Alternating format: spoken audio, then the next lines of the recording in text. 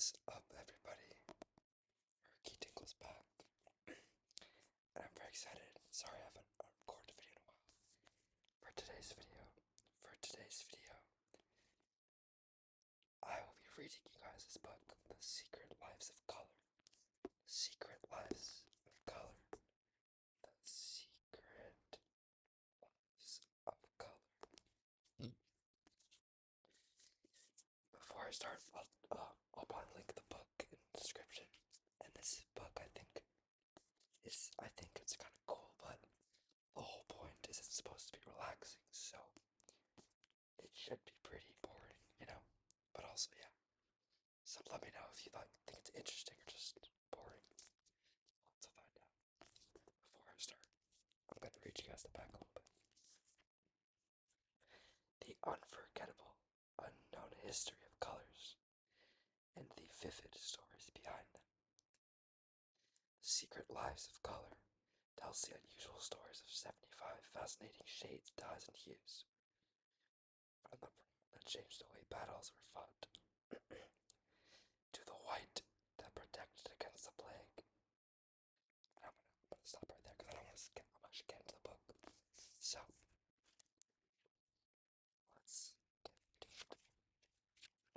The Secret Lives of Color. By the way, it's by Kassia St. Clair.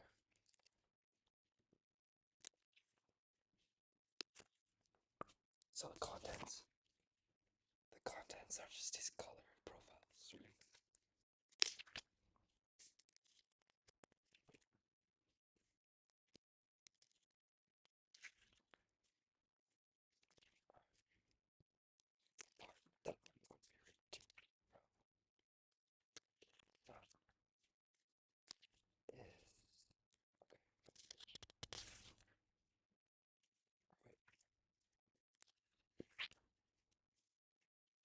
Colorful language.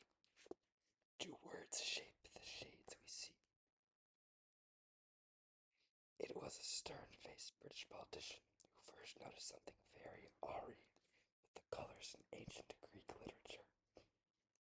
William Everett Gladstone was a devotee of the poet Homer, and it was while he was preparing his definitive tract on the hero in 1858 that he stumbled across some psychedelic oddities.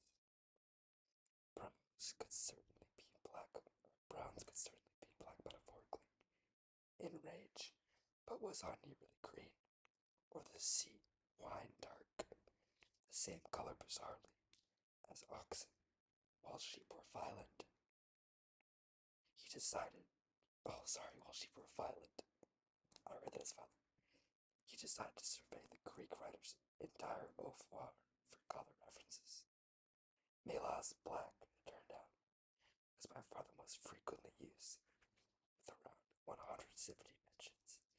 There's about 100 mentions of white. Next is deep drop in frequency, red, or as they call it, erythros, which was used only 13 times. James Harden reference, just kidding.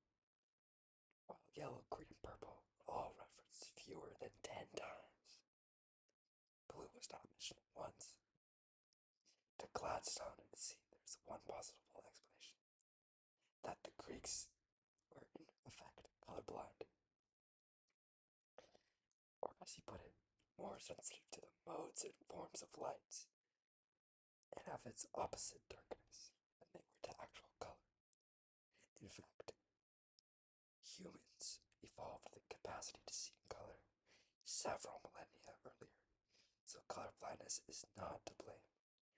And it isn't only the ancient Greeks who seem to talk about color in ways that feel unfamiliar. A decade later, Lazarus Geiger, a German philosopher and philologist,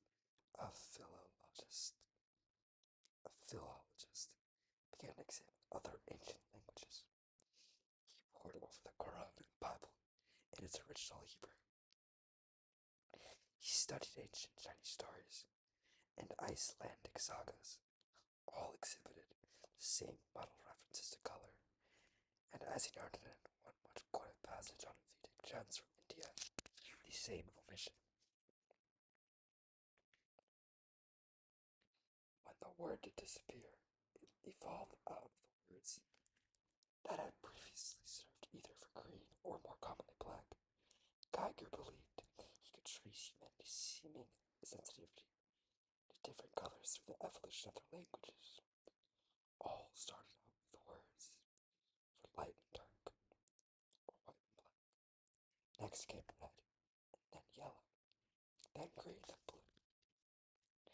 A wider study conducted in the late 1960s by Brent Berlin and Paul Gay confirmed a similar sequence. This, it was believed, meant two things. The first was that color categories were innate. The second was that if we didn't possess a word for color, it affected our perception of it. Imagine there wasn't a color for this. You probably would see it more as red, right? If there was a name for pink. Think about that. It would just be like a shade of red, right? That's what I'm picking up. However, a broader survey conducted in the late 1980s revealed many exceptions. Languages that didn't necessarily develop in this way, and some that define of color space entirely differently. Koreans, for example, have a word that distinguishes yellow-green from regular green, the shades of green. Russians have different words for light and dark blue. A classic example is Himba, a language spoken by a tribe in southwest Africa, which splits the color spectrum into 5 slices.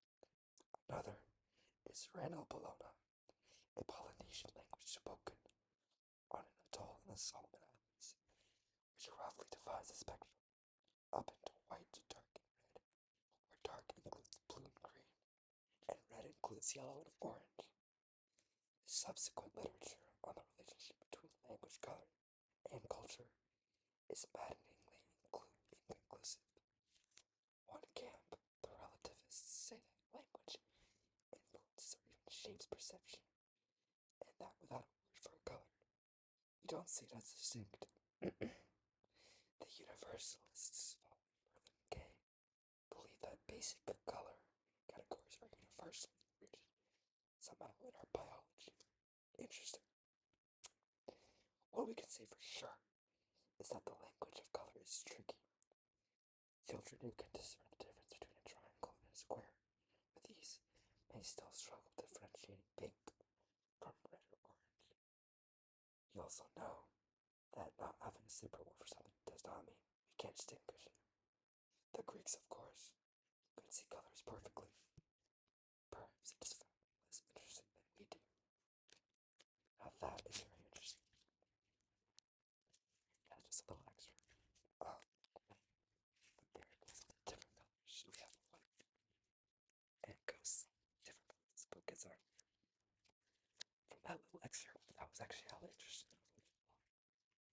Funny thing about me is I'm a little bit colorblind, so like, this is hella interesting to me. But yeah, that was super quick short video. If you like the readings or learning or anything like this, please let me know in the comments below. Let me know about the sound quality and all that. And I know I said mic coming soon. It is coming soon still. I did a little bit more research and I want to make sure I get a very good mic. Some people enjoy lo-fi ASMR more though, so let me know down below what you like. Shout out to the real ones who comment. Specifically shout out to Marissa Gilmer and what's his name? Ryder, I think. Ryder. Anyways, Ryder Greenwell. Y'all are real ones. I appreciate it so much. Good night, everybody. Thank you so much for tuning in and have a wonderful